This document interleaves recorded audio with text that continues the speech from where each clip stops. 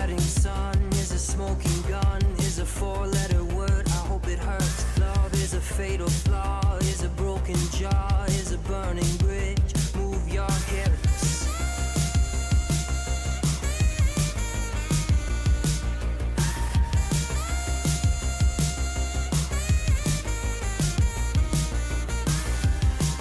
And the ghosts of the boulevard, littered with lonely hearts.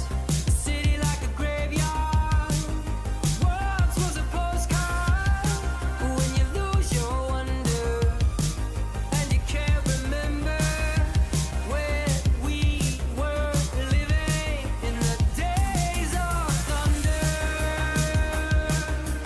Living in the days of thunder. Living in the days of thunder.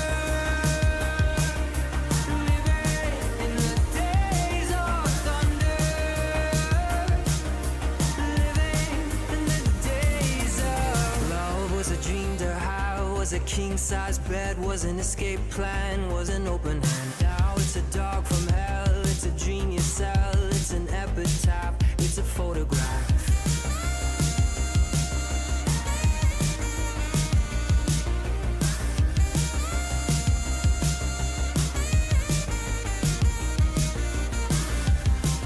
And the ghosts of the boulevard, littered with lonely hearts.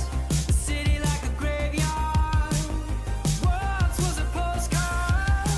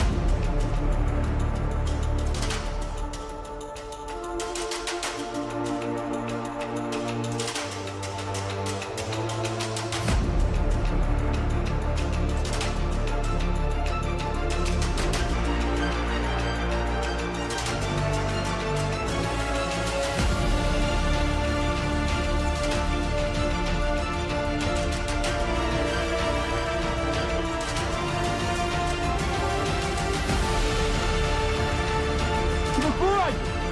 Даемся вслед! Иди, будешь жить!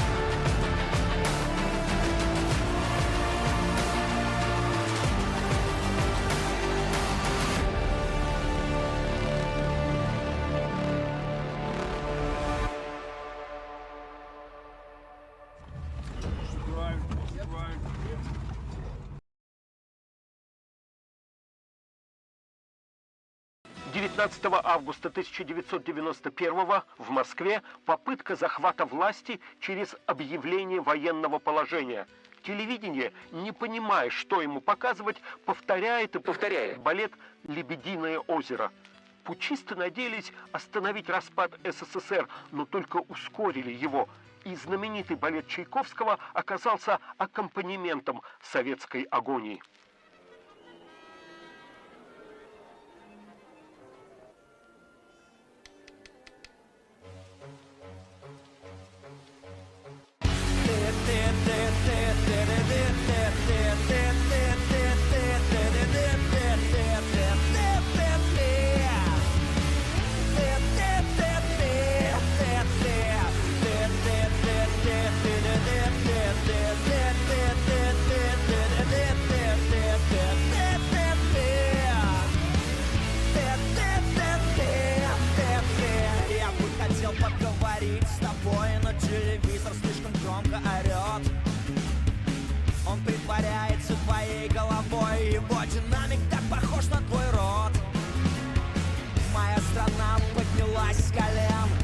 Весь свой отрицательный рост. Я отрицательно согласен со всем. Вот мой ответ на твой не вопрос. Где вы были 8 лет? Ёбаные нелюди. Я хочу смотреть балет. Пусть танцуют лебеди, пусть за озеро свое, где трясется в трепете с экрана соловьев. Пусть танцуют лебеди.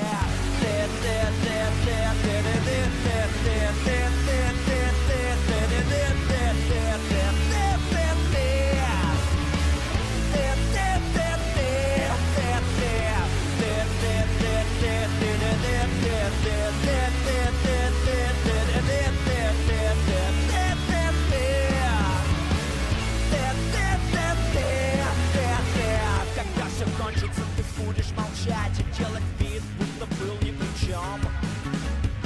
Лицо кислее, чем крымская алуча. Ты явно чем-то слегонца удручен.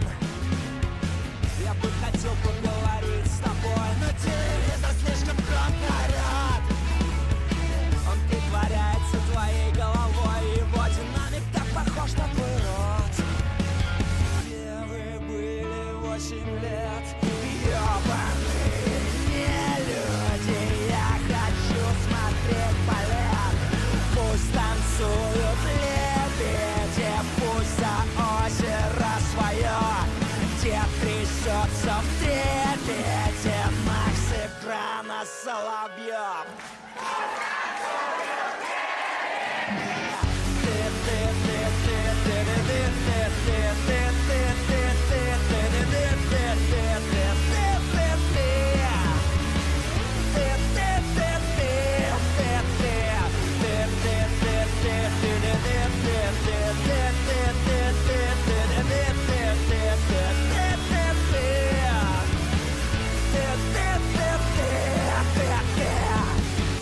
Дачный кооператив «Озеро» под Петербургом был учрежден в 1990-х Владимиром Путиным и его друзьями, которые в 2000-х станут ближним кругом бессменного президента России.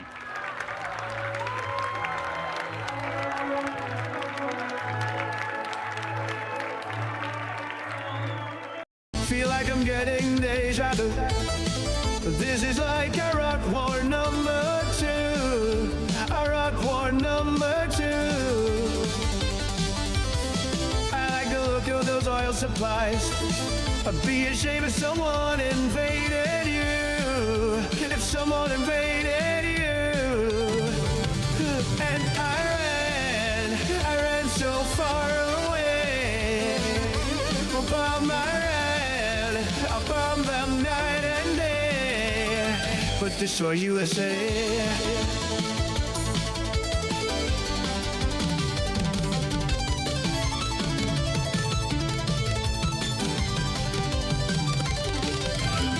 A drone appears above your head. A mower bomb comes falling down on you. Falling down on you. The fleet is moving nearer still. The Strait of Hormuz, it comes in view. The oil must flow through. And I ran so far away. The bomb I bombed them night and day. But destroy USA.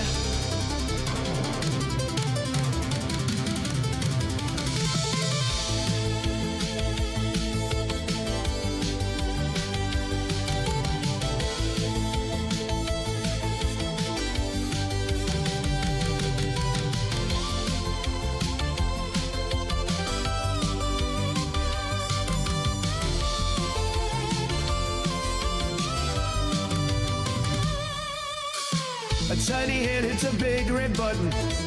Atomic bombs come falling down on you. Mushroom clouds in view. Send out a tweet to let you know. World War III 'cause Israel told me to. All for Netanyahu. And I ran so far away. Oh, bomb bomb them night and day. Oh, and I ran so far away. Oh, bomb them night and day. But destroy USA.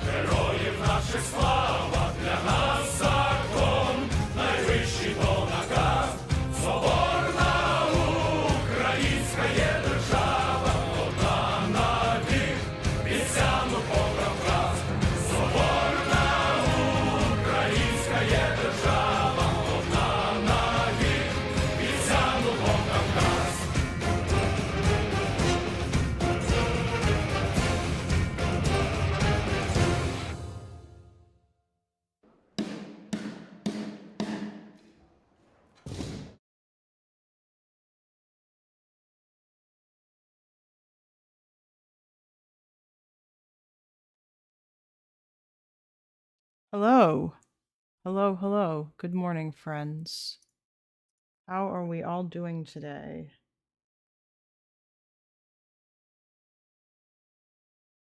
Hi.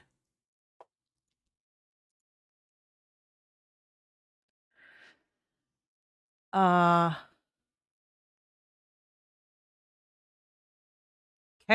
wait. Hegseth has now removed the requirement for the military to get flu shots as a wait, really? Jesus Christ. Also, hi everybody.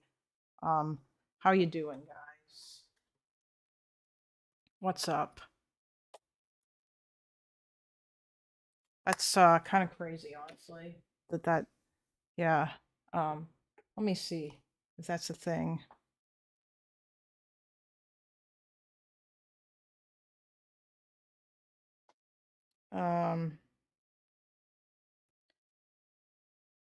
Trump says he he expects to continue bombing Iran if negotiators can't reach a deal and doesn't want to extend the ceasefire deadline. Oof, interesting. I'm not seeing anything about it here.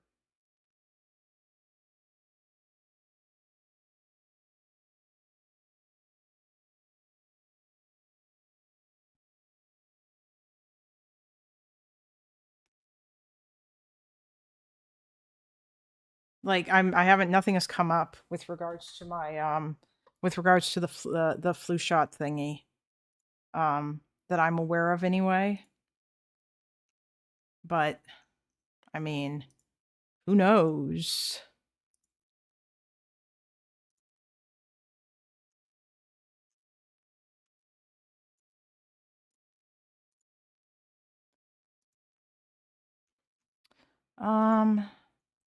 Okay. Let's see what all has been going on.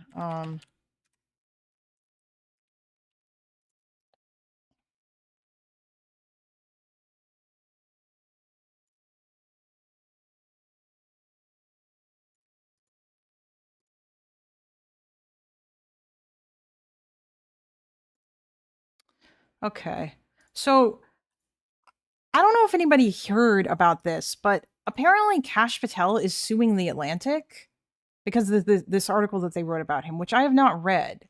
Now, instead of reading it, obviously, we're going to listen to the AI voice read it for us because, you know, who wants to actually read things? I'd rather just listen to the AI. But yeah, the FBI director is MIA. Kash Patel has alarmed colleagues with episodes of excessive drinking and unexplained absences by Sarah Fitzpatrick. Yeah, so this is an interesting article from the 17th of April, 2026. I was not aware that I only sort of vaguely heard about this. And then we'll have a look at the follow-up because I'm curious if they've actually filed their lawsuit yet and exactly what it is that they are alleging in there. But yeah, I'll try my best not to bring up Vosh much this stream. I mean, Chase, it's whatever. You can do whatever you want. Like, just know that honestly, my policy going forward is that I have absolutely no interest whatsoever in talking about what Vosh says about Israel Palestine because it's not interesting.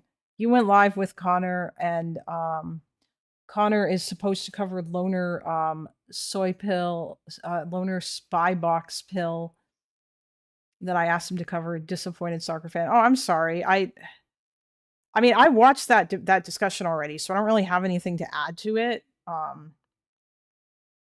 Yeah.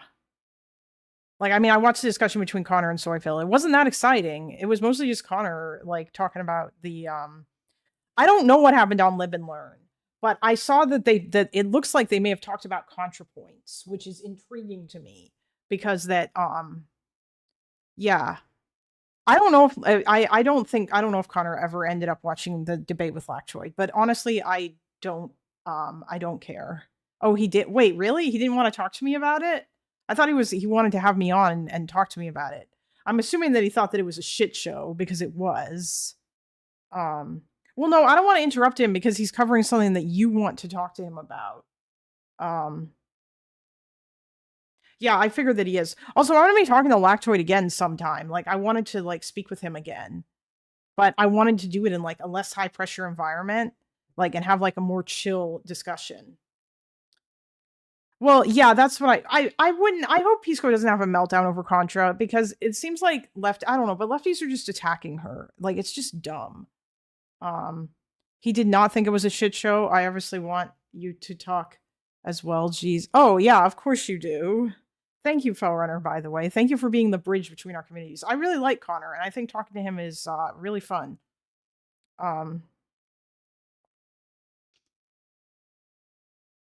But yeah, okay. I mean, like, yeah, I've got Live and Learn pulled up, and like I was just watching it. I guess like we'll see what people have to say or like what goes on in there or whatever. Otherwise, like I was just gonna play video games and just do kind of like reacts. I'm gonna switch channels and remind him to talk to you. Okay, sure. I'm down.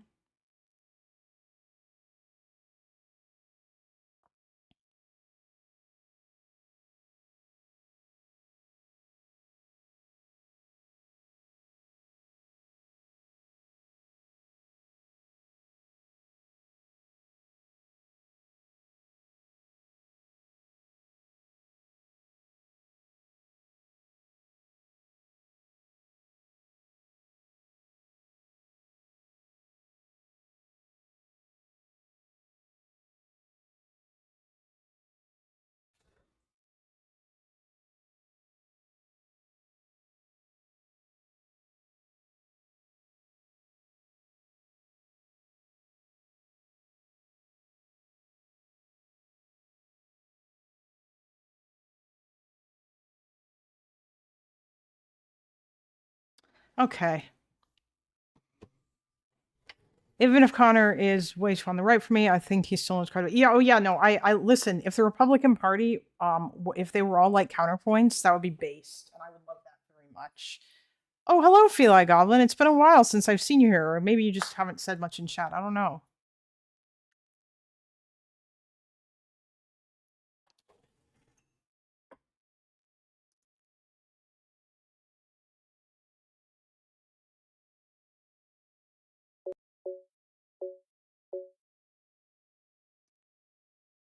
Okay.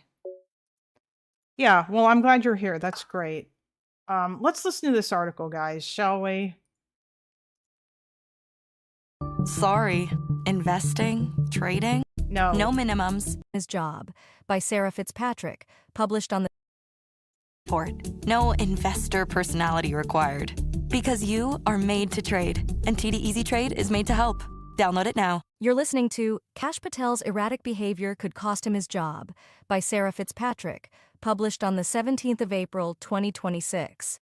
Oh, nice. I can pause it. Okay. This audio article was produced by 11 Labs and NOAA, News Over Audio, using an AI voice. You can listen to more of the world's best journalism on the NOAA app or at newsoveraudio.com. On Friday, April 10th, as FBI Director Kash Patel was preparing to leave work for the weekend, he struggled to log into an internal computer system. He quickly became convinced that he had been locked out, and he panicked, frantically calling aides and allies to announce that he had been fired by the White House, according to 9 people familiar with his outreach. 2 of these people described his behavior as a freakout. Patel oversees an agency that employs... I just want to say, is everybody in this administration just a goddamn child? Like, first we've got Trump getting locked out. Apparently we had Kirsty Noem wanted to keep her blanket that she had left behind on the plane, and she was super mad about this. And I think she got mad about other like little things too. And like Trump freaking out and screaming at aides. Apparently Pete Hegseth has like a fucking makeup like cabinet or whatever in his office at the Pentagon. And now we're hearing about Kash Patel freaking out and throwing they're all children. Roughly 38,000 people, including many who are trained to investigate and verify information that can be presented under oath in a court of law. News of his emotional outburst ricocheted through the bureau, prompting chatter among officials and, in some corners of the building, expressions of relief. The White House fielded calls from the Bureau and from members of Congress asking who was now in charge of the FBI. It turned out that the answer was still Patel. He had not been fired. The access problem, two people familiar with the matter said, appears to have been a technical error, and it was quickly resolved. It was all ultimately.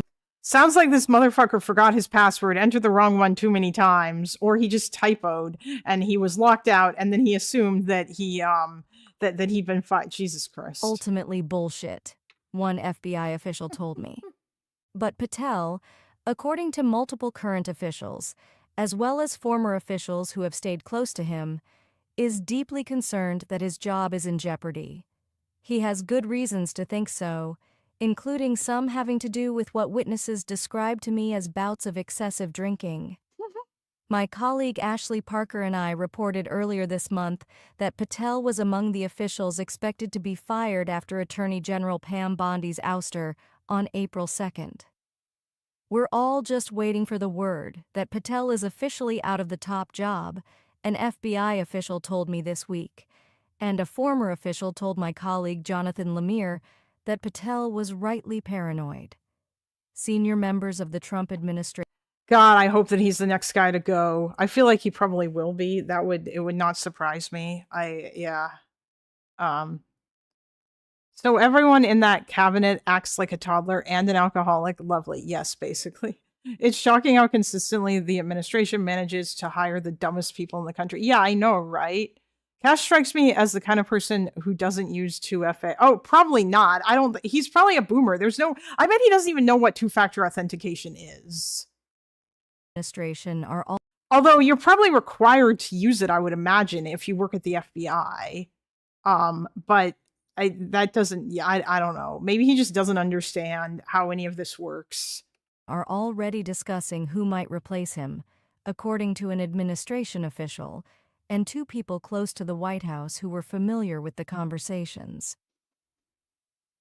In response to a detailed list of 19 questions, the White House spokesperson Carolyn Leavitt told me in a statement that under Donald Trump and Patel, crime across the country has plummeted to the lowest level in more than 100 years, and many high-profile criminals have been put behind bars. Director Patel remains a critical player on the administration's law and order team. Acting Attorney General Todd Blanche said, Patel has accomplished more in 14 months than the previous administration did in 4 years. Oh, hold on. I'm going to be the first, I'm going to be the buzzkill and say this 2FA thing is pure unabridged speculation, and this kind of thing poisons your minds and then cynically the conversation. So don't, I will be in the locker.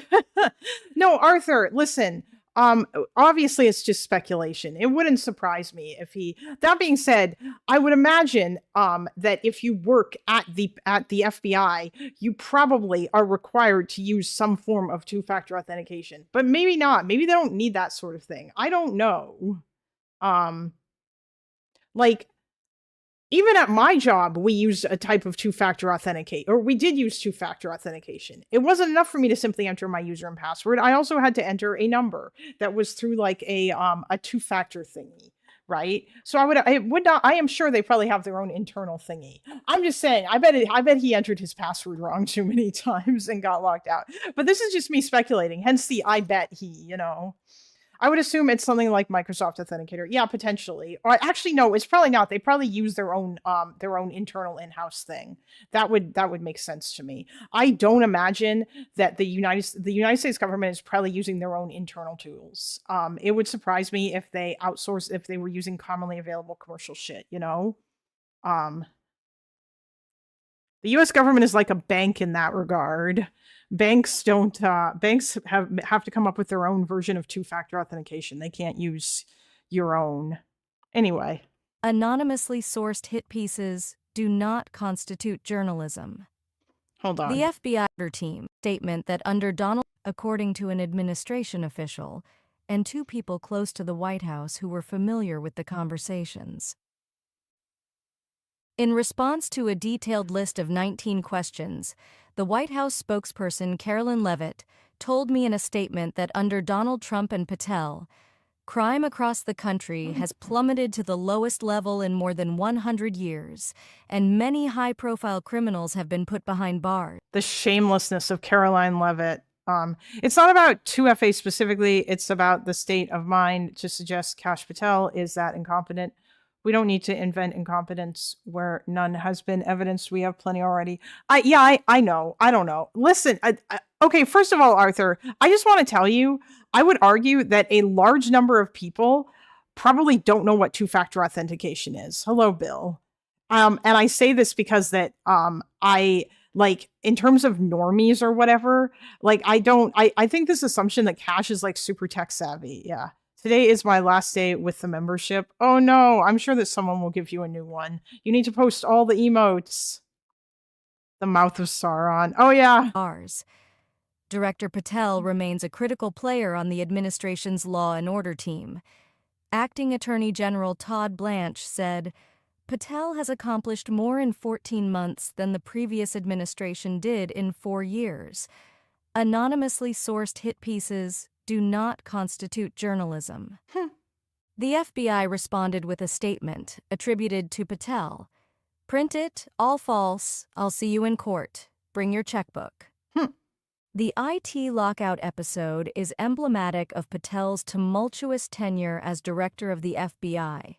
He is erratic, suspicious of others, and prone to jumping to conclusions before he has a necessary evidence, according to the more than 24 people I have interviewed about Patel's conduct, including current and former FBI officials, staff at law enforcement and intelligence agencies, hospitality industry workers, members of Congress, political operatives, lobbyists, and former advisors. Speaking on the condition of anonymity to discuss sensitive information and private conversations, they described Patel's tenure as a management failure and his personal behavior as a national security vulnerability. They said the problems with his conduct go well beyond what has been previously known and include both conspicuous inebriation and unexplained absences. His behavior has often alarmed officials at the FBI and Department of Justice, even as he won support from the White House for his eager participation in Trump's effort to turn federal law enforcement against the president's perceived political enemies. Several officials told me that Patel's drinking has been a recurring source of concern across the government. They said he is known to drink to the point of obvious intoxication, in many cases at the private club Ned's in Washington, D.C., while in the presence of White House and other administration staff.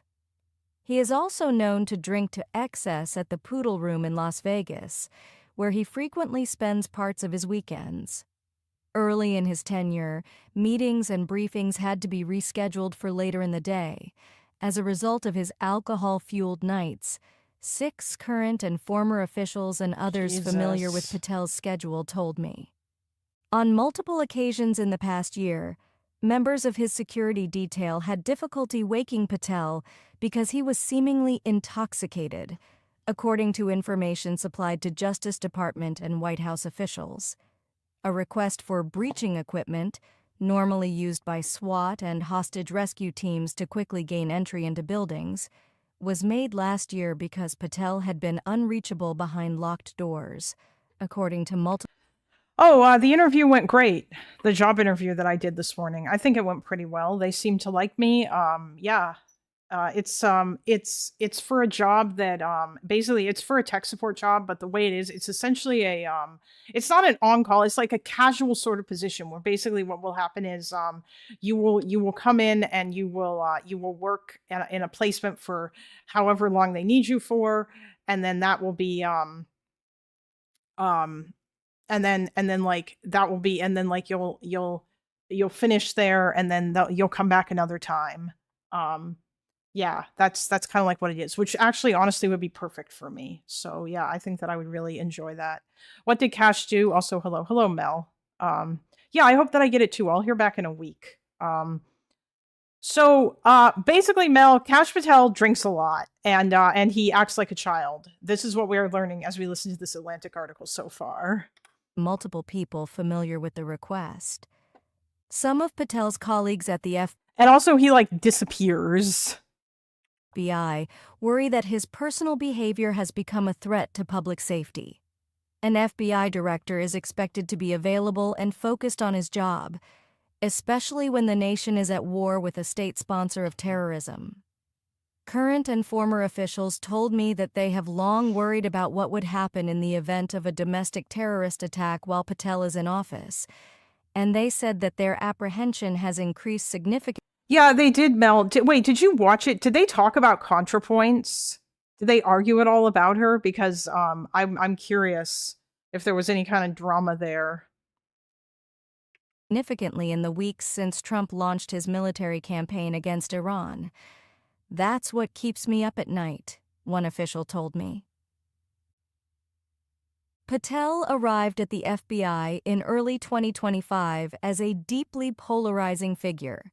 He had risen from being a public defender in Miami to a congressional aide and, ultimately, a national security official during the first Trump administration.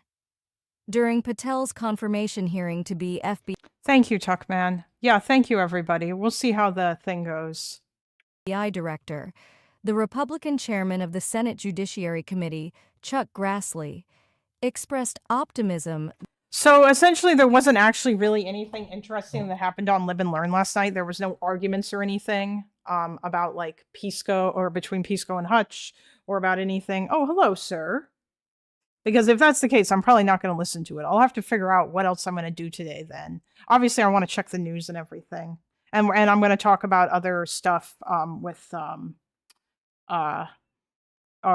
yeah, I'm going to check the okay, if it was chill then all right then. Yeah, meh. That Trump's nominee would implement much-needed reforms. He's the right change agent for the FBI, the senator said, adding that the Bureau was in need of a big shakeup. Under questioning from skeptical Democrats, Patel vowed that there will be no retributive actions and that he was not aware of any plans to punish FBI staff who had been part of investigations into Donald Trump. Democrats were not the only ones who were leery of Patel, who had a record of embracing far-fetched conspiracy theories, including the notion that the FBI and its informants had helped instigate the January 6, 2021, attack on the U.S. Capitol to sabotage the MAGA movement. Several Republicans wavered on whether to back him, but a pressure campaign by the White House and its allies ultimately prevailed, and Patel was confirmed by a vote of 51-49. Inside the FBI, which had been wounded by a number of scandals, many hoped that Patel could give the Bureau a fresh start. But even many of those who had been enthusiastic about his arrival have since been disappointed. Officials said that Patel has been an irregular presence at FBI headquarters and in field offices, and that he has compounded the Bureau's existing bureaucratic bottlenecks. Several current and former officials told me that Patel is often away or unreachable, delaying time-sensitive decisions needed to advance investigations. On several occasions, an official told me Patel's delays resulted in normally unflappable agents losing their shit. Patel has also earned a reputation for acting impulsively during high-stakes investigations. He announced triumphantly on social media, for instance, that the FBI had detained a person of interest in the Brown University shooting in December. That person was soon released, while agents continued to hunt for the killer. Still, Patel has his fans. The president has been pleased by Patel's efforts to purge agents who worked on January 6 cases and other probes into Trump. The president has also indicated that he is relatively unbothered by grumblings about Patel from within the FBI, according to White House and other administration officials. That's not surprising. Patel views many of the Bureau's veterans as anti-Trump deep state agents who have worked against him and his followers. But Patel has, on occasion, earned the president's ire. Trump has complained that the FBI director has seemed unprepared for TV appearances, and that some high-profile investigations that he directed Patel to pursue have not moved quickly enough. These include inquiries into former Biden administration officials and other political opponents. Patel's spotty attendance at the office and the eagerness with which he's embraced the perks and travel that come with the job have also been sources of concern at the White House. Some in the West Wing have followed the headlines about Patel's use of the FBI jet for personal matters, as well as the whispers about his love of partying. I guess I'm and not said so. they fear that Trump would react badly were he to focus on those storylines. DOJ's ethics handbook states that an employee is prohibited from habitually using alcohol or other intoxicants to excess. Welp. The department's inspector general has warned that off-duty alcohol consumption not only can impair employees' judgment, it can also make them vulnerable to exploitation or coercion by foreign adversaries. Patel's drinking is no secret. While on official travel to Italy in February, he was filmed chugging beer with the U.S. men's Olympic hockey team following their gold medal victory. The incident prompted the president, who does not drink and whose brother died following a long struggle with alcoholism, to call the FBI director to convey his unhappiness, I guess according I'm to not two so officials familiar with the call. worried about. Oh my God, stop. That's annoying. God damn, I just want to say that yeah, I noticed that like Trump is sort of like a very I guess straight-laced sort of person.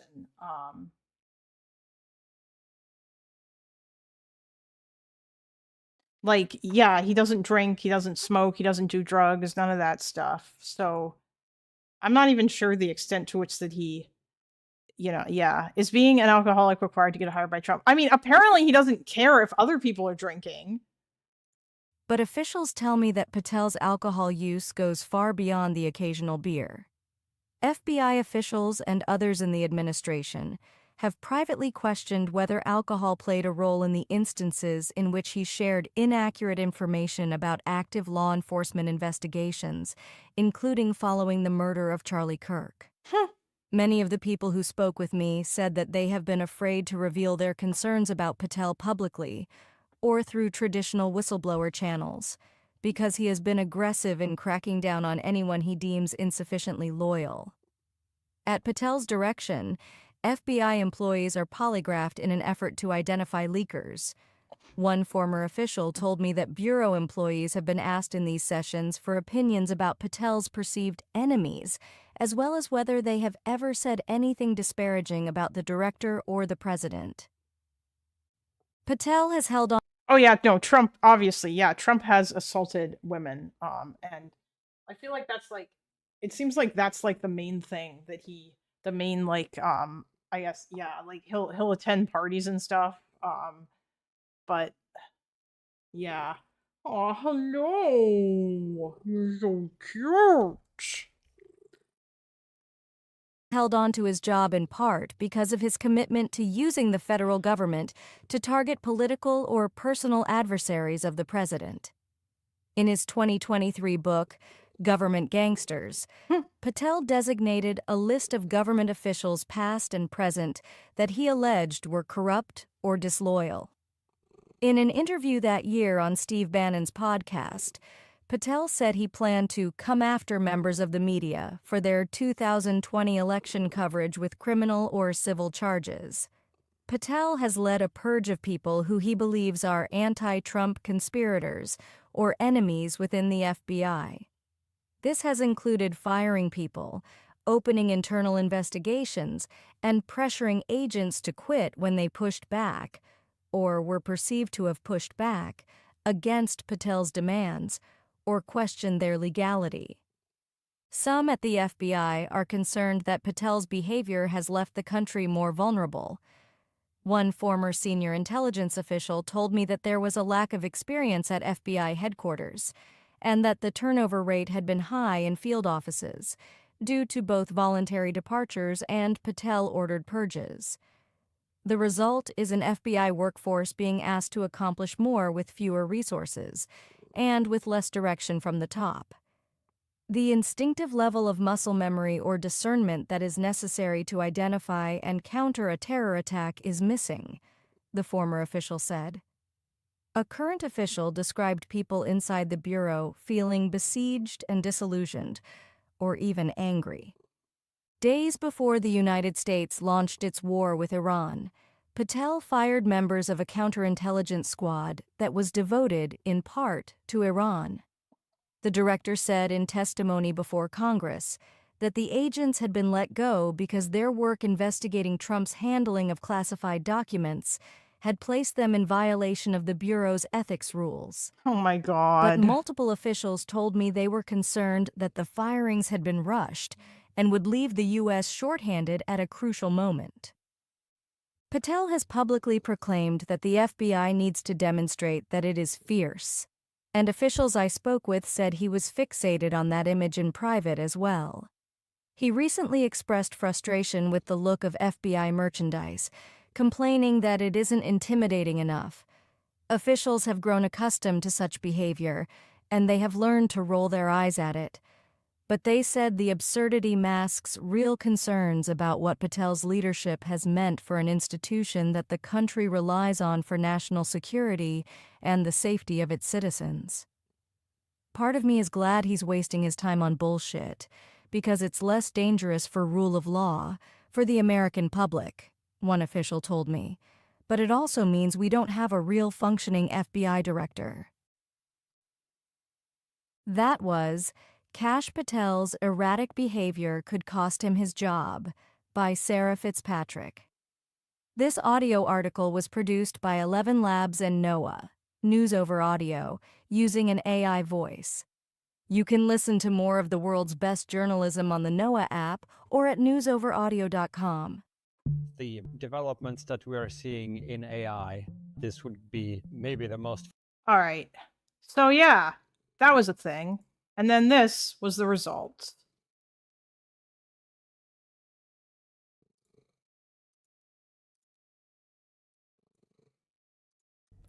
Tonight, a battle over reputation and reporting. You want to attack? What the fuck is happening with this?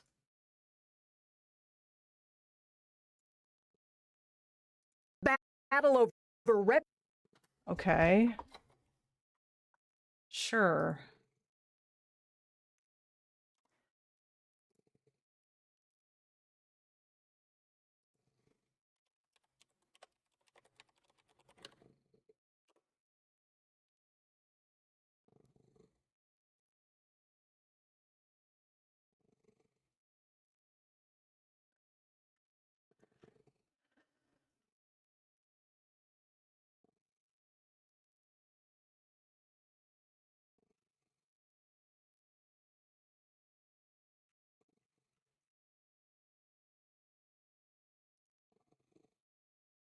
All right, well, fine. All right, we've got some breaking news. FBI has filed a defamation lawsuit against The Atlantic. The magazine published a report Friday accusing him of excessive drinking and regular absences. More than 24 sources, including current and former FBI officials, spoke with The Atlantic about Patel's alleged behavior. He denies the accusations. We brought back CBS News legal reporter Katrina Kaufman. I hope you didn't make it too far, because when this news came through, we were like, let's get Katrina back and talk about the details. What do we know about this lawsuit? So it was just filed. They're asking for $250 million in Jesus. damages here. And with defamation, there is a higher standard when you're a public figure, but they claim that there is actual malice here, which basically means that they think The Atlantic published this with knowledge that they were publishing false information.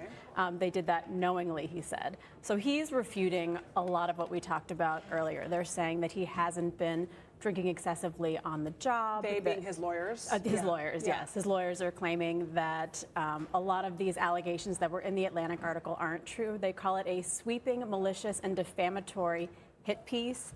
They say that the Atlantic has basically a vendetta against Kash Patel, didn't give them enough time to respond. Apparently they gave them... Yeah, Chase, I talked about that yesterday. The IDF said they removed the person from duty and that they are going to discipline them. Yeah, I heard about that. them 2 hours to respond to detailed questions the other day. They say they asked for more time, but the Atlantic went ahead with this anyways. They have a long list of things that they refute, but one that they also mentioned in the articles, supposedly he said that the FBI gear isn't intimidating enough. They say that that too is not true, along with these more serious allegations about him drinking excessively at certain establishments, causing meetings to be delayed, not being reachable, causing any issues with what is going on at the FBI. So they are strongly saying that this is not true. But now there seems to be a new problem here, because as we spoke about this morning on the morning news, the Atlantic article opens with a description of Patel being unable to log into his computer system and thinking he had been fired, and that created a whole sequence of events throughout Washington that freaked a lot of people out. It made him seem paranoid and erratic, and now here we are a day or so later and he's filing a lawsuit in which evidence would presumably have to be provided. The Atlantic is standing behind its reporting, more than a dozen people, I believe. So what are the risks from Patel saying, I actually want to sue you for defamation? Doesn't he have to prove that now? I mean, absolutely. It means that this is going to be heavily scrutinized in court, but his legal defense team is going to try to prove that all of this is wrong. You know, it could absolutely backfire on him if people come forward and really stand by these allegations. At the same time, these people spoke to the Atlantic on the basis of anonymity. People don't necessarily want to put their face to these allegations. There are a lot of risks and repercussions to that. He's spinning this on X. He tweeted on April 18th, we have that tweet, basically a memo to the fake news that basically keep talking. It means I'm doing exactly what I should. Well, you see, Chase, the IDF wants people to feel, or like they don't want to alienate Christians, especially since, or at least I would imagine, like Israel most certainly doesn't want to alienate Christians, because Christian Zionists are a big important part for them in the U.S. too. But they also there's a Christian community in Israel, and they want them to feel like they're safe, and yeah. I should be doing. No amount of BS you write will ever deter this FBI from making America safe again and taking down the criminals you love. That's a quote. $250 million is not cheap. How do these legal teams get to the number that they ask for when they're involving these suits? I mean, that's a great question. They clearly have done their own calculation of the damages, the emotional, the reputational harm. I'm sure a lot of it is based on that. Yeah, Mel, that's what I mean. Like, I feel like this ain't going anywhere. But I mean, honestly, you know what this is? This is a scare tactic. They are suing because what they want is they want the Atlantic to cave, roll over, and basically settle. They don't want to go to trial. That's what, like, that's probably what this is. Just like Trump's other lawsuits, like the one that Trump filed against CBS for the 60 Minutes thing. They just want them to roll over, right? I imagine that CBS probably could have won that case had they actually gone to court over it, but they didn't want to. And I suspect that that's what they're hoping for here. Hopefully the Atlantic does not roll over. And here you're looking at video of Kash Patel celebrating with the U.S. hockey team. After they won at the Winter Olympics. Now, even this footage attracted negative criticism from an FBI director who he said he was there on official work business. He has a beer in his hand as he's, of course, celebrating a joyful win. But he has carried this reputation with him that he drinks excessively. How then can his lawyers prove that what's in the Atlantic article is not true if the sources are anonymous? I mean, they're going to try to get people to say otherwise. They're going to say, I mean, we do see him drinking there, but they're going to claim, oh, this was just, you know, light drinking, celebration. But as we talked about, Errol, in the article, they claim that a source said President Trump called Kash Patel after that incident to chastise him for doing that in public. So we do have public evidence of his drinking, but they're just going to try to prove that it's not excessive, it hasn't caused these specific problems. Imagine if they get Trump to sign an affidavit. You think there's even a 10% chance they settle? I don't know. Oh, hold on. Problems, it hasn't delayed meetings, that all of these incidents have not actually taken place, and that the Atlantic publish this without a real basis. And that's actually no small detail. President Trump famously does not drink. His brother died after suffering with alcoholism. So the president has a specific type of disdain for any staffer who abuses alcohol and is likely not happy. We don't have any comment from the president just yet, but is likely not happy that this Atlantic article is even out. So Patel is in this. He's under pressure. There's a climate in this administration of not appreciating people accused of excessive drinking.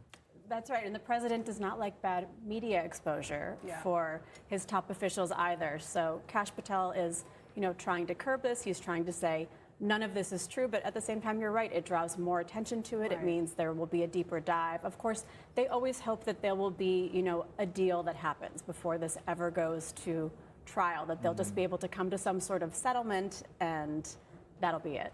Can we pivot to another topic for a moment? Sources tell CBS News the Justice Department has dropped the lead prosecutor overseeing the investigation to the former CIA director, John Brennan.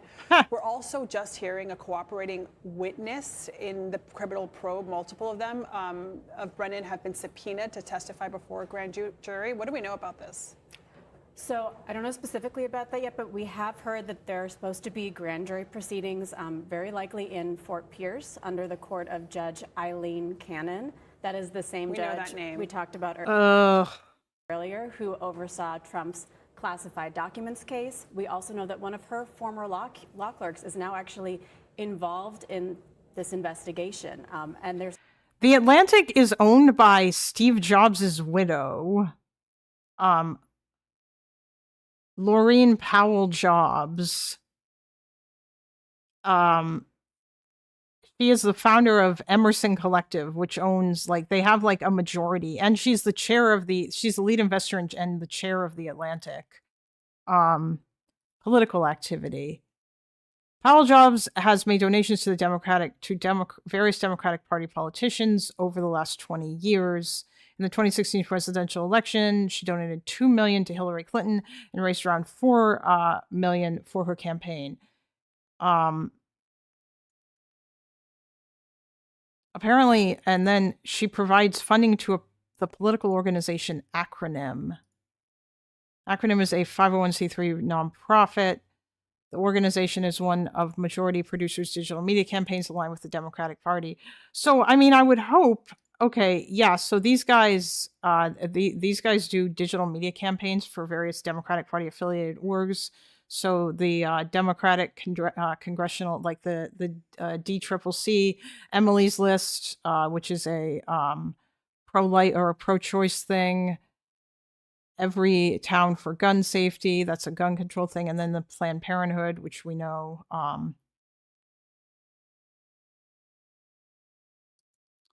Okay.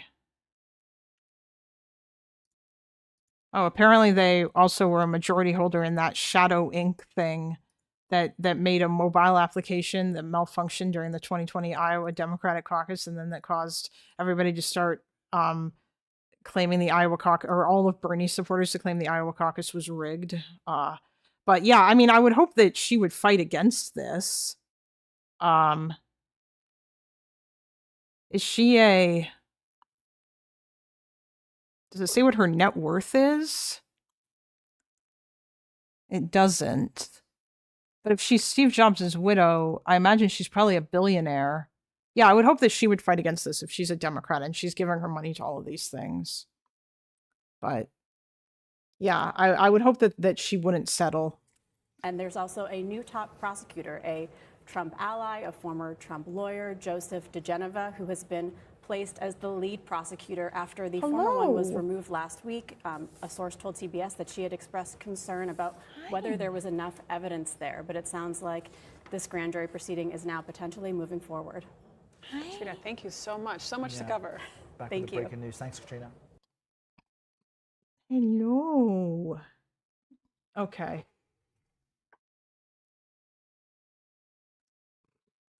Hey. Hi, baby. All right.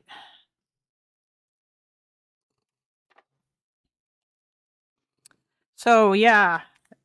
They are incompetent as fuck. I guess we'll see where this goes. It's funny how much of the art of the deal seems to be gangster tactics like extortion. Well, yeah, I mean, that's basically what Trump is doing, right? Generally, that seems to be, he enjoys doing that kind of shit.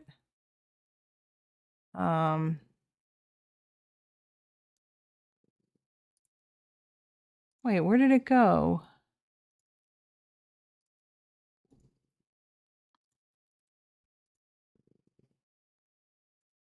Oh, it's right here.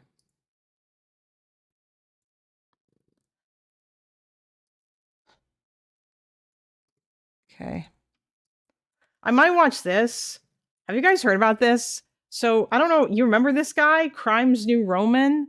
This is that guy who published that hit piece video against Hutch that was basically just a bunch of bullshit about liberals, and like attacking liberals and whatnot, and attacking Vote Blue no matter who. Well, now this guy has made a new video. Oh my god, this is 2 hours and 60. Okay, I don't know if I'm gonna watch this whole thing. It's called the Drama Slop to School Shooter Pipeline, where he mainly like attacks Nicholas DeOrio. I don't know. This just sounds really stupid. Yeah, I guess he's queer theory guy. But like, is this gonna, I don't know.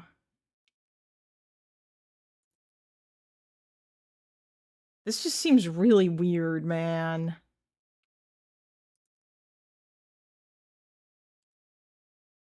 The problem is that I'm not in this space, so I don't know. I don't watch Nick DeOrio. I don't watch any of these things, and as such, I don't know anything about any of these people. I'm only like familiar with Turkey Tom in so much as the fact that like he's been on Destiny stream and I've seen him there, but I haven't really watched his videos independently of that. Basically, the only commentary YouTuber who I have ever watched, like outside of seeing their appearance on like a stream from some other streamer that I watch, is Willie Mack. He's the only one. I don't know anything about any of these other people. I remember on Mr. Box stream someone telling Hutch to read queer theory. Oh yeah, that's not surprising. Do you even need to ask if this is going to be dumb as shit? I imagine it probably is going to be exceedingly stupid. But, well, yeah, Alex, isn't that always the case? It feels like these guys will make interesting videos dunking on right-wingers, and then you find out that they're like fucking cringe socialist losers, and they start coming out with all this weird crap. But, yeah, I'm trying to decide now if I should watch this or not, or what else I should do instead. Because I didn't really have a lot to cover today. I mean, I guess we can also check the news. In terms of how the war is going. 2 soldiers dismissed and jailed for smashing statue of Jesus. Wait, they were jailed? This is what it takes to go to prison? If you're in the IDF, this is the shit that you have to do? Just this?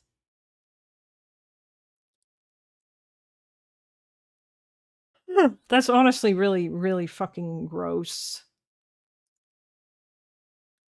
Israeli soldier who smashed a statue of Jesus with a sledgehammer in southern Lebanon, and the soldier who photographed him have been dismissed from combat duty and sentenced to 30 days in jail, the military announces. I mean, that's not very long, although, I mean, for something like that, I think that's fair.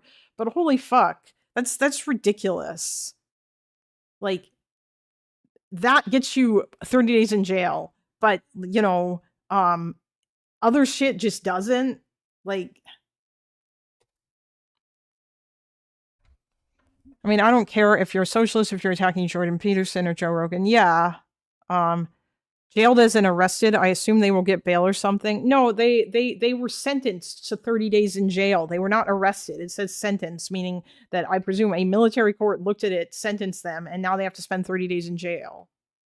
An investigation by the military into the incident in the Christian village of Debel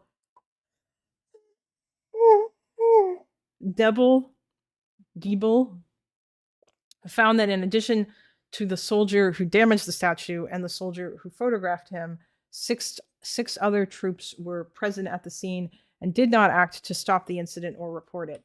The inquiry determined that the soldiers' conduct completely deviated from IDF orders and values, the military says.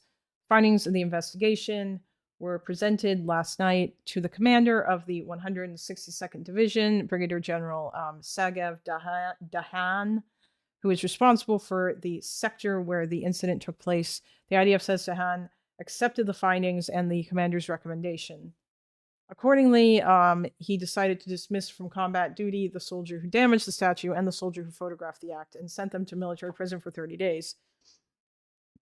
The remaining troops who stood by have been summoned for clarification discussion that will be held later on, after which further command level measures will be determined, the military says. Why can't you guys go this hard on people who like fucking do war crimes? Or if you feel like they aren't doing war crimes, then like at least try to be more transparent about exactly what it is that you felt like happened, and as much as you can without compromising OPSEC. Wouldn't that be nice? Moral: never take pictures of or videos. Well, I mean, all it would have taken was for someone to report it, right? But yeah, I don't know if anything would have happened. If it was just something that was internally reported. Obviously, like, because people found out about it, it brought about a huge outcry. But you know, yes, don't attack a Jesus statue, but war crimes, that's okay. Yeah, I know, it's annoying. Like, Jesus, I'd be curious to know what happened to the WCK guys, or other things. Like, if there were instances where it looked like somebody, obviously it's fucking complicated, but it's so stupid. Really, the most egregious thing, though, is them not punishing those crazy goddamn settlers.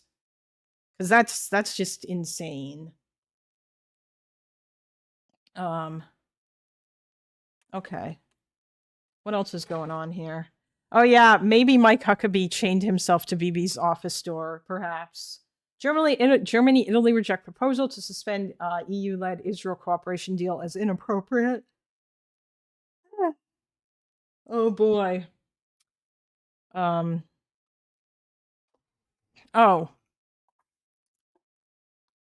There was something else. I was having an argument on Twitter, and I never linked the polls. Maybe I will, but I don't know how much I care to bother to do so. But it prompted me to look this up. So I asked the Clanker to find me polls on American, on like how many Americans are anti-Zionist, which was as in don't think Israel should exist as a Jewish state, and also polling on how many Americans support a two-state solution. And so the two-state solution.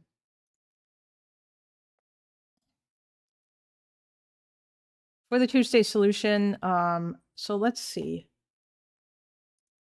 Let's see what this says. Israelis no longer ahead in America's Middle East sympathies. Israel still viewed more favorably, support for two-state solution highest since 2003. So the majority of Americans still support a two-state solution, especially Democrats, which means that they support Israel continuing to exist as a Jewish state, like alongside a Palestinian state.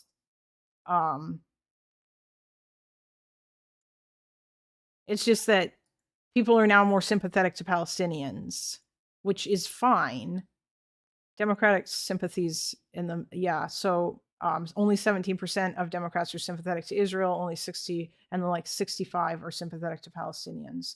For Republicans, 70% are more sympathetic to Israel. Yeah, that's not surprising. So most people are sympathetic across all groups, 18 to 34.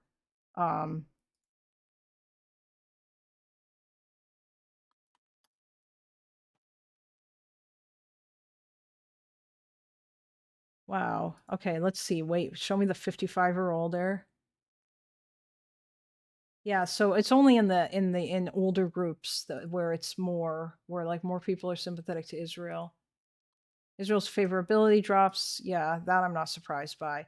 My issue is that leftists take this polling data though, and they look at it and they go, "Oh, well, that means that anti-Zionism is the position, and that means that we can demand the most insane maximalist positions from our candidates." Whereas I think the most reasonable demand that you can say is, "Hey, we should condition aid to Israel," or like the United States should more strongly push in favor of a two-state solution. That kind of shit, you know. Like, we shouldn't let Israel do whatever they want. And yeah. Which is considerably different than we need to sanction Israel. And Rusi experts assess escalation and regional risks in the Iran conflict. Oh, interesting. Hormuz blockade impacts and Trump's new tariff playbook. Oh, you also linked me the I might watch this actually.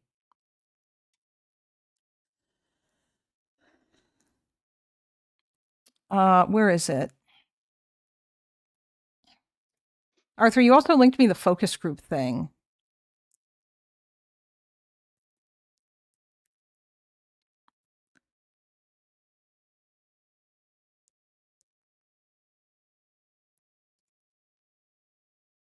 You have to remember that most Americans, barring Jews, Muslims, and leftists, are low conviction on IP and can have contradiction. Yeah, I know. That's the other thing. I don't think most Americans give a fuck about this, despite the fact that there are people out there who legitimately think that Kamala lost the election because of her position on Gaza. Maybe she lost Michigan because of her position on Gaza, but I don't even know if that's necessarily entirely true.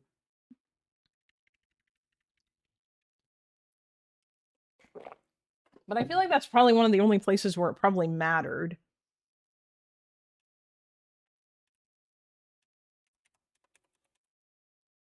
Support for Palestinian state matches 23-year high. 57% majority of U.S. adults say they favor the establishment of an independent Palestinian state alongside Israel, often referred to as a two-state solution, while 28% oppose it and 15% do not have an opinion. Public opinion on this question has shifted over recent years, have shifted less over recent years than sympathies or favorable ratings. The 57% who favor a two-state solution in 2026 is similar to 55 recorded in both 2023 and 2025, and it matches the record high 58% of Americans who favor the creation of an independent Palestinian state in 2003. Like, yeah. And then we go over here. 77% of Democrats. 57% of independents.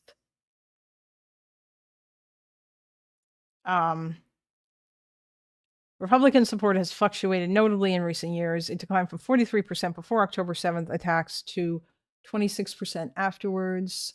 The single largest drop recorded for any group on this measure.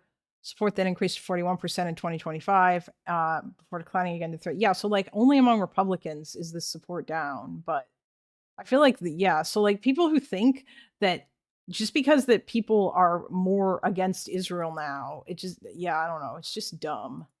And then like there was some other polling here that I asked because I was curious about how many people identified themselves as anti-Zionist. The Yale Youth's Poll Fall 2025 survey of 3,426 registered voters asked whether Israel should exist as a Jewish state, a non-Jewish state, or not exist at all. 46% said Israel should exist as a Jewish state, 18% said it should exist as a non-Jewish state, and 5% said it should not exist at all. Yeah, so still, like the majority here are saying that it should exist as a Jewish state. This means explicit anti-Zionism in the narrowest sense was 5%, while broader anti-Zionist or post-Zionist was 23%. Not as a Jewish state, plus not exist at all. But there was also a huge unsure share. So this is about the same as 20, yeah. So this is not the same as saying 23% was from the anti-Zionist. The upload showed a large age gap among respondents. Under 30, 15% said Israel should not exist. Less than 30% said it should exist as a Jewish state among respondents. 65 plus 64% said Israel should exist as a Jewish state. Also found racial differences, 51%. Right? Yeah, so I did not find any things by party breakdowns. But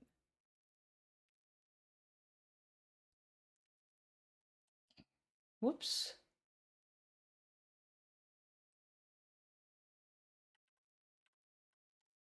We pulled Young Americans on anti-Semitism, Israel-Palestine. Here's what we found.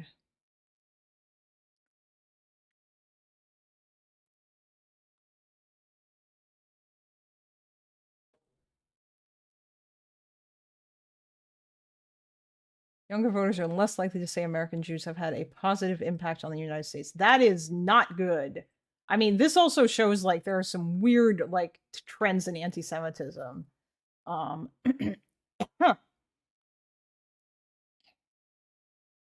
Like wanting to boycott Jewish American-owned businesses to protest the war in Gaza. That's fucking nuts, dude. You're just making assumptions about random Jews. 77% of Dems support Israel. Did I mishear? No, 77% of Dems want or support a two-state solution alongside Palestine, which means that 77% of Democrats are basically Zionists because they're okay with Israel continuing to exist as a Jewish state, but they also want a Palestinian state.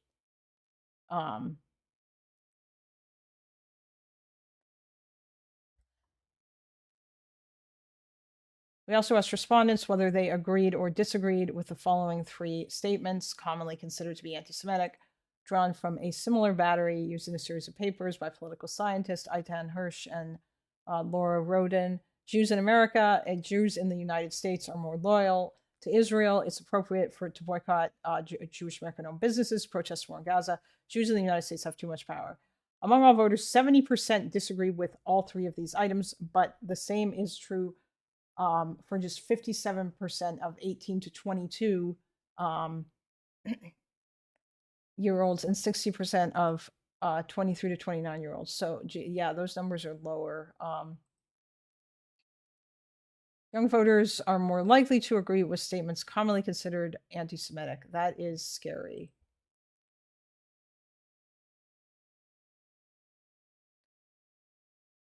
Jews in the United States are more loyal to Israel than America. So 0 is like, these are the number of people who didn't agree. Yeah, like these are still minorities, but it's still a frightening sort of thing. Young voters' level of agreement with statements commonly considered anti-Semitic by race. Okay. Extremely conservative voters are more likely to be considered anti-Semitic. What do people think Zionism means? Here we go. Huh. So let's see here. A movement of self-determination and statehood for the Jewish people in their ancestral homeland. 48% of the 35 to 44, or no, 24%, 30%. Yeah, curious. I'm not familiar with the term Zionism. 48%. It seems like a lot of people were not familiar with the term Zionism.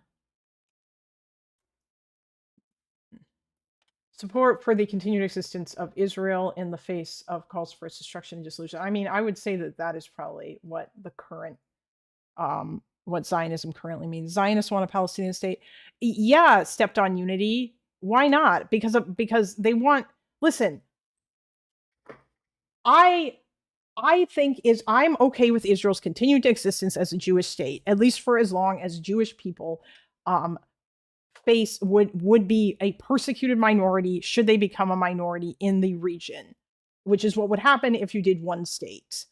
And until that changes, I think it's fine for them to keep their majority inside of their own state. But I also want the Palestinians to have a state. That's the two-state solution. People who support the two-state solution, which would allow Israel's continued existence as a Jewish state, whether it be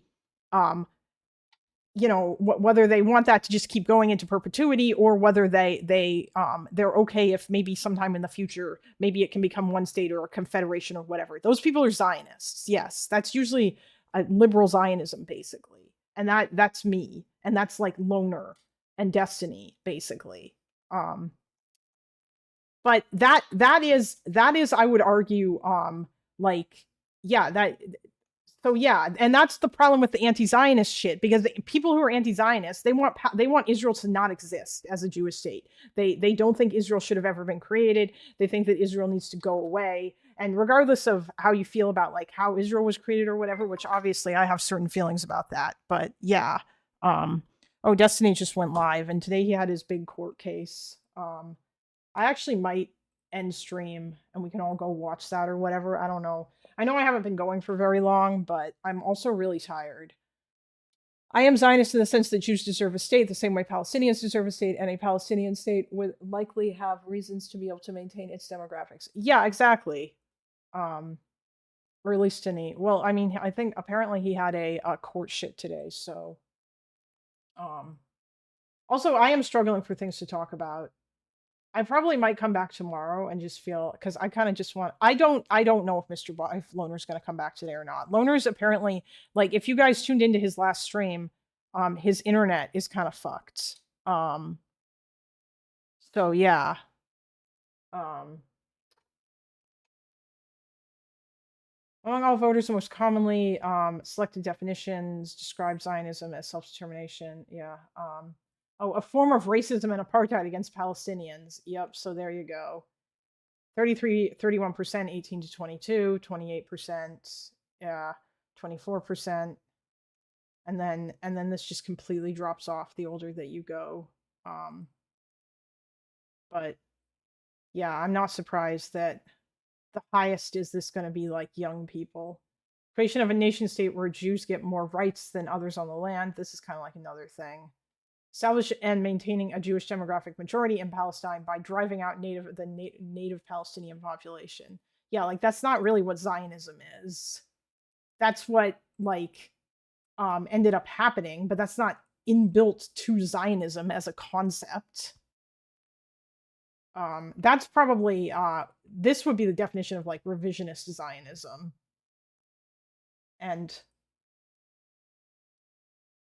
And then this is like Kahanism. But the problem is that people think that all of these are, that these are, representative. Moon said he was talking to Loner today, but apparently Moon is streaming today, so now yeah. I think it was probably because that they knew Destiny was going to go live early, and they were also doing like a movie marathon or something. But maybe Mooten will talk to Loner tomorrow.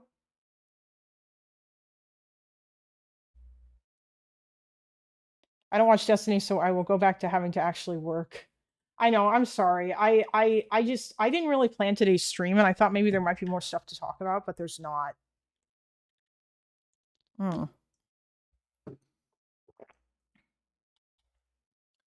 Younger voters were much more likely to select negative definitions. Yeah,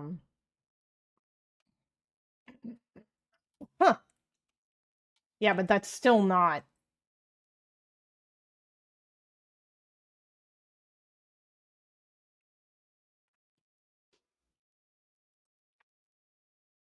Massive generational divide. Israel should exist as a Jewish state. Israel should not exist as a Jewish state. Not sure.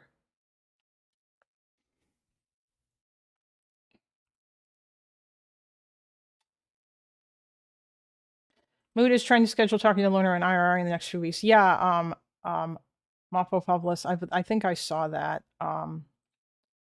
Yeah, I don't know. I'm trying to decide what it is that I want to do right now. If I should continue. But I think I might go because I'm tired and I might just want to go take a nap because I went to bed at like almost midnight last night. I just want to go and take a nap and snuggle with this cat. Have you been able to schedule a new discussion with Lactoid? Yeah, it's probably going to be sometime next week, basically. Or the week after. I might see if it might be around Saturday or something, essentially. Maybe I'll try and talk to him this coming Saturday. I don't know. Yeah. Or not this coming, yeah. Maybe.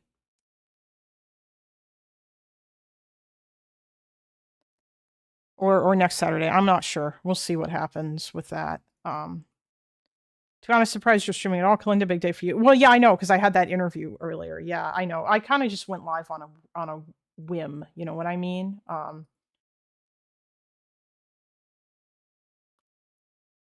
No, I understand XBQY. Obviously, yeah. Like, Destiny focuses a lot on America.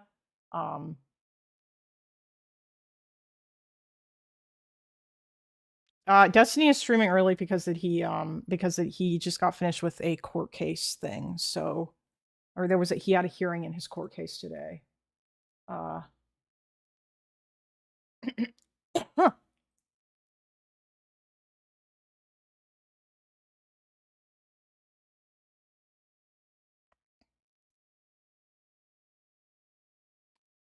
46% supports stopping all military aid. 22% decreasing aid. Yeah, I'm not really surprised by this. That being said, the real question is how many of these people are going to vote based on this, and how many of these people's minds might change. And also, like, do these people even give enough of a fuck to vote? Which is like the other dumb thing. Oh shit, my shit is dropping frames too. Yeah, I'm like effing. So yeah, of course he is. He went to court today. All right, yeah, I'm gonna end stream, you guys, because my thing is like, oh, and now it's working again. I don't know, but you know, yeah. Sorry for the incredibly short stream.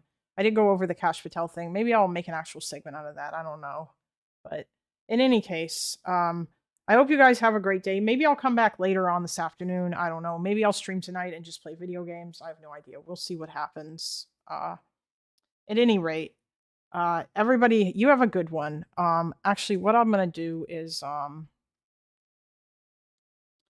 gonna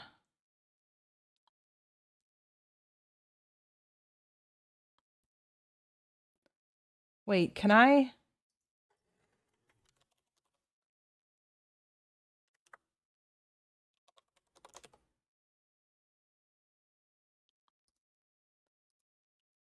Can I not?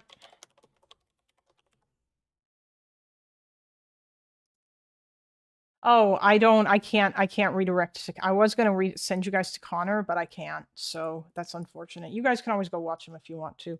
Anyway, have a good one, everybody. I'm gonna go and, yeah. Bye!